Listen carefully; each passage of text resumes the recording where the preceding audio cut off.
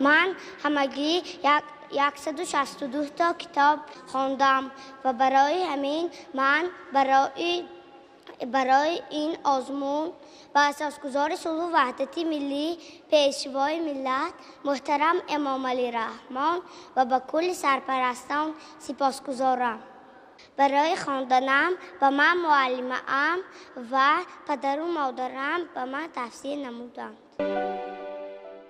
من خواننده صنف 4 لیسه رقم 1 شهر اسفره رحمانوف ابراهیمخوجا اسکندرویچ در دهه نوگلم در احاطه والدان غمخوارم خوشبختانه زندگی میکنم.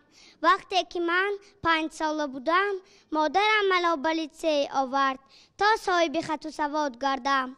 چون من از ایام خردی خوانده و نوشته می توانستم برای از خود نمودن بسیار افسانه ها، حکایه ها شوق و رغبت کلان داشتم. پیوسته شعرها هم از یاد می کردم. پس از اعلام گردیدن آزمون فروغی سبحی دانایی خواستم مهارت خود را سنجم. غالب دور این آزمون از روی نمینت خواندن و از یاد کردن اشعار بچگانه می باشم. برای تشکیل نمودن این آزمون به اساسگزار صلح و وحدت ملی پیشوای ملت محترم امام علی رحمان و به کل سرپرستان سپاسگزارم. گرچه ابراهیم جان کوچک باشم لیکن دل بزرگ دارم و با محبت بیکنار دل وطنم را دوست می دارم. مرا کتاب عشق وطن آموخت. گرچه من همان ابراهیم کوچکی آینده سازی بزرگی وطنم. شکرانه کنیم که تاجیکستان داریم، روی جانب نور مهری تابان داریم، همریشه به مرز آل سامان داریم، محبوب دل امام علی رحمان داریم. ابراهیم جان دادرم اینقدر شعر بسیار از یاد کردی. تو شعرها رو کی انتخاب کرد برایت؟ شعرها را من خودم انتخاب کردم از بسیار من کتاب ها را خواندم. من از کتاب تذکره ادبیات بچگانه قسم 1 قسم 2 این شعرها را از یاد کردم. بسیار کار خوب کردی. من اینجا گیمیدی بچه ها بود این همون من کلان مشوی میرسید مشکر همین دفتر تک شدم همین را دیدم. کنی خون؟ من کلان میشوم قهرمان میشوم، بر وطن خودم افتخار میشوم. من کلان میشوم با عسکری میروم، میپوشم بر سری خود من کلاهی خوش نمود. از آن احکام برین ستاره اش طلایین، این خل تسمه میبندم این خل میمانم قدم، 1 و 2 و 3 و 4 عسکری تپ تیار. این شعری آزاد امینزاده بود. بسیار شعر فقط عوض کرده اینجا کمترک. من کلان میشوم قهرمان میشوم، بر دیار خودم پاسبان میشوم، جسم من جان من تاجیکستانی من. خیلی نه وای کردی کمتر لیکن خوب که آوردی باز به همون وطن پیوست کردی. همین وطن تا دوست داره. دوست داشتنش همین غالب آزمون شدن است. این نشان میدهد که تو برای آینده وطن برای آینده یک کسی خوب شدن چیکار کردی؟ تلاش کردی شده. با همین یک شعری استاد میرشکر هست. ای وطنی ما تو دل ربایی. ای گلشنی ما بخون همین نکنی خودت یک. ای وطنی ما تو دل ربایی، ای گلشنی ما تو دل کشایی، وصف تو را ما داریم در گوش، نکرده اصلا آن را فراموش. معلمی ما پندی تو را ما نکرده فراموش. تو اومد شعرها را کمترک از این طرف به اون طرف میگذرانی. خیلی اینش هم هیچی کم ندارد. این میشد دو کم ما هم میکردیم خیلی حاضرم میکنیم. یک چیز دیگر که از همین استاد میرشکر با چی از یاد کردگی هستی؟ از استاد میرشکر باز یک داستان اینجا نوشتی، داستان قشلاق طلایی. پورا میدونیم داستانه. 4 مصرع خون از اولش ما باور میکنی؟ نشستم دوش با مردی کهنسال، عجب مردی سخنور بود و خوشحال. بود از پامیر آن مردی خردمند، حکایت کرد بر من شاد و خرسند. شنیدم من حکایت های او را، به نظم آورده بنوشتم جا. تشکر. معلوم که میدونی انا میخیل همین داستان میدونی، فقط مضمونش آینده بعد میفهمی چی هست. آفرین ابراهیمخوجا، بسیار خوب. من از شما یک سوال دارم. چند شاعر و نویسنده های کودکان را میدونی؟ نام برکن. مرسعید میرشکر، عبید رجب، مرزا ترسونزاده، علی بابا جان، اکابر شریفی، لطافت کنجای و گلرخسار صفی و غیره. آفرین. اکنون من گفتم برای کودکان می نوشتگی ها. خب نمبر کردی و با بینشون برای کلانو می نوشتگی هم هستن. خب ابراهیمخوجا یک نویسنده هست برای بچه ها، خیلی حکایه های خوش رو نوشتگی. عزیز فقط عزیز میشناسید. باز دیگرهایی که حکایه می نویسن، شاعرای نویسنده های محبوب ما که امروز در حیات نیستن ولی برای شما میراث خوب گذاشتن، حکایه های بهترین گذاشتن. بهرام فیروز میشناسی؟ خونده یگان چیز از اون؟ بهرام فیروز؟ بله. یک حکایه بسیار مشهور دارن. بو میدونی می؟ کدام حکایه‌شون میدونی؟ حقیقت تلخ. آفرین. این هم یکی از حکایه های بهترین بهرام فیروز. قهرمانای همین حکایه کی ها هستن؟ دو برادر، یک سگچه، بابا. آفرین. اینجا مضمون اساسی همین حکایه، از همین حکایه تو برای خودت چی پند گرفتی؟ من به خود گرفتم که اگر ما دوست یابیم ما نباید دوست را فروشیم. اگر او برای ما یک سیرش را گوید ما نباید به دیگر کس آن را گوییم. آفرین، بسیار خوب. تشکر به تو که دانستی همینه. خوب، با سوالهای دیگر اینجا دارن. مرحمت. اینجا شما یک شعر آوردید از ایرج میرزا مادر، کنی قرائت کنید همین شعر. گویند مرا چو زاد مادر، پستان به دهان گرفتن آموخت. شبها بر گهواره من، بیدار نشست و خفتن آموخت. لبخند نهاد بر لبی من، لبخند نهاد در کوچه گل نشستن آموخت. رحمت ناظری، بحری نورک. قرائت کنم علی. بحری نورک، رحمت ناظری. بحری نورک میشود لبریزتر، موجه های از هر طرف زر میزنند. کوهساران پای در آبی کبود، جامعه گلزار خود بر میزنند. کوهساری نرم بزم آراسته، بحر را با دست سنگین داشته. گوی میخواهد که یک قلتش کند، مثل شهجام بسر برداشته. بحر نگوی از نیم آسمان، پاره افتاده بین کوهسار. نور می پاشد شب از دامان او، بحر نارک آبروی روزگار. نور می خیزد شب از دامان او. تو چی گفتی؟ نور می پاشد. نور می ریزد. خب تشکر. ابراهیمخوجا، کدام افسانه به شما معقول است همان رو بگویید؟ افسانه صحابه و فیل. صحابه و فیل. خوب، مرحمت. در یک زمان یک تا صحابه بود. او در بالای یک درخت لانه گذاشته بود. وقتی که او تخم مانده بود، یک تا فیلی از این جوسه آمد. او درخت را جنباند و بعد وقتی که لانه به زمین افتید، صحابه دید که تخم‌هایش شکستند. این کار چند روز باز تکرار می شد و بعد او به نزدی همه جانوران رفته گفت بیایید به من یاری رسانید. اما همه گفت که به نزد زنبور رفت و بعد آن به نزد سبا به نزد زنبور رفت و بعد زنبور گفت که ما این را حل میکنیم. و بعد یک روز وقتی که او لانه گذاشت اثر نو لانه گذاشت و تخم ماند و بعد فیل آمده و درخت را لرزانده نشد.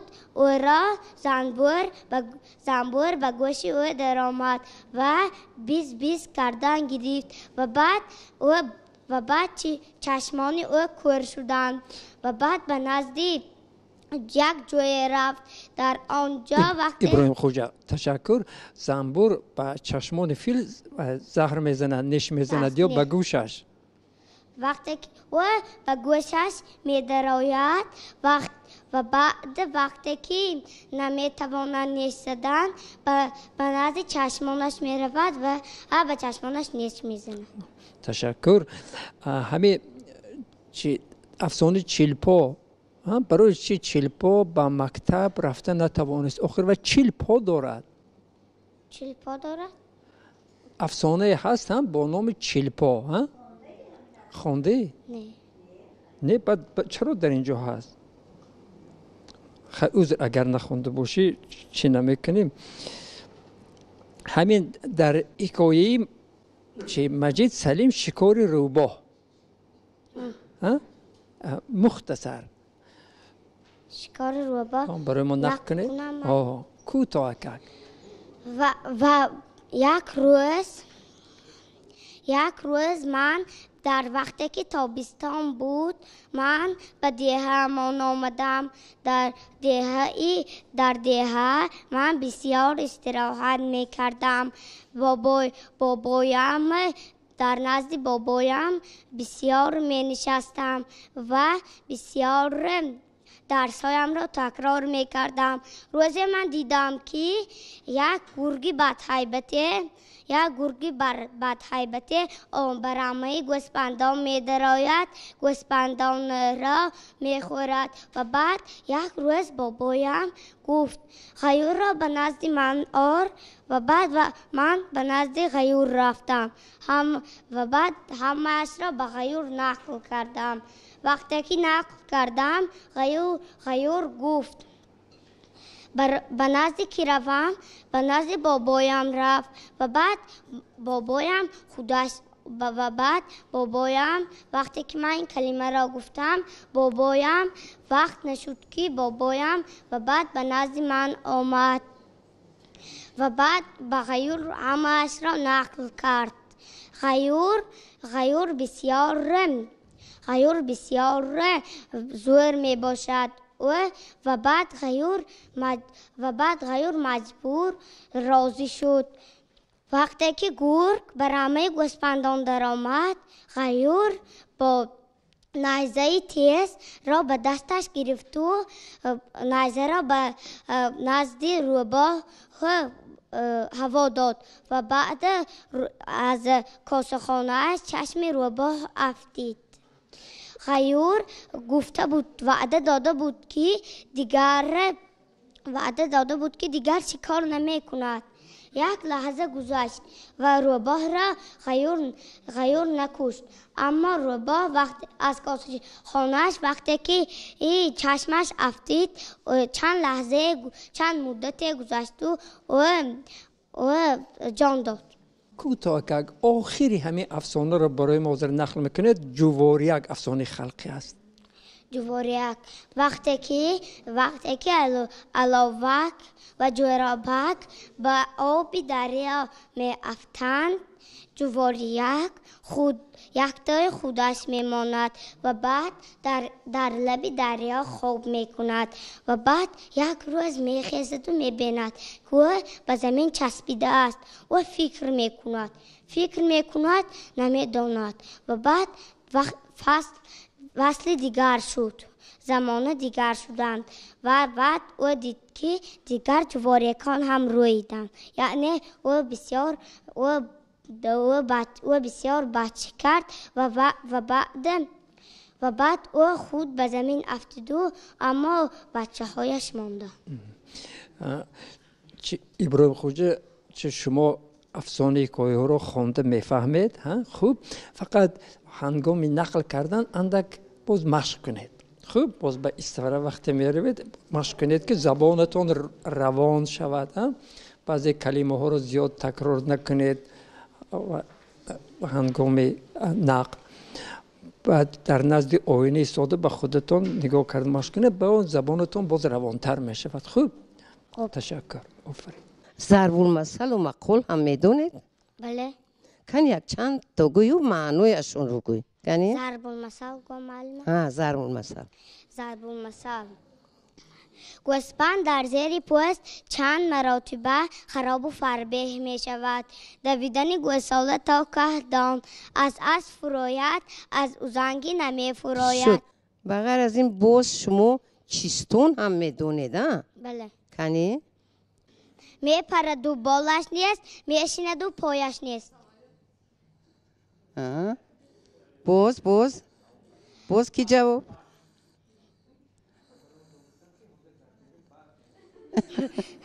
ابراهیمخوجا شما یک چند تیزگویی برای ما میگویید.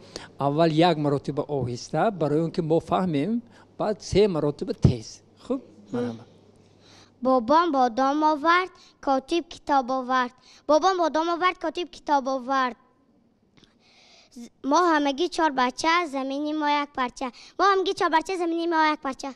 خرکفتر بچکر بچه خرکفتر بچکر خرکفتر بچکر بچه خرکفتر بچکر خرکفتر بچکر بچه خرکفتر خرکفتر بچکر. آفرین، میتوانید. آفرین. اکنون یک چیستون میگویی؟ یک لطیفه میگویی که همه در طولور خواندن. لطیفه خندوور باشد و کتاب باشد. کنی؟ دو رفیق بر ضد دشمنان می جنگیدند. ناگاه تیر یکی از آنها و پیشانی یکی از آن رسید و بعد او جان داد. یکی از آنها گفت، در گوشش گفت، هیچ گپ نیست. این حالات تیری سخت نیست. اگر به چشم ضربه را میخوردی چشمت کور میشد. نه، اکنون این لطیفه نه، این یک لطیفه غم‌انگیز. لطیفه باید خندونه داخل همه رو. کنی؟ درباره مکتب، درباره دوستی، درباره خیلی چیزی که هر روز هست در تو. مرحمت. روزه دوست به خانه افندی می آید و بعد وقتی که افندی خواب می کند دوست همه چیزهای افندی را می گیرد و می رود. وقتی که می گیرد و می رود می ایستد، افندی از خواب بیدار می شود و می گوید تو چرا چیزهای مرا به دیگر جا می کوچانی؟ برای چی؟ درست است. لطیفه های عجیب میدونید ابراهیمخوجا، لیکن از حیات خودی بچه ها درباره مکتب، درباره همسنفان، درباره حیوان ها، بس این مثال خودتان. مثلا چی ابراهیمخوجا به نزد دختری دندان رفت. دختری دندان گفت بگو. ابراهیمخوجا گفت و خرسند شد که معلم از متیماتیک نپرسید. خب